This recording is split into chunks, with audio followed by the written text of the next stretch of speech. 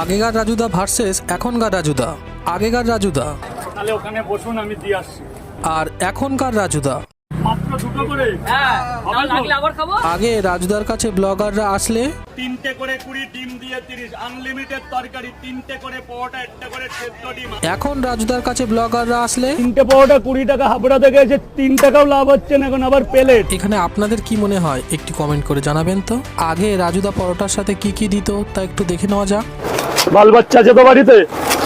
এনে যা দিয়ে, এখানে অনেক পরোটা আছে, যা খেয়ে বাস। আর এখন পরোটার সাথে কি কি দেয় তা একটু দেখে নেওয়া যাক। কেন দেবো না? তাহলে এনেছি কি করতে?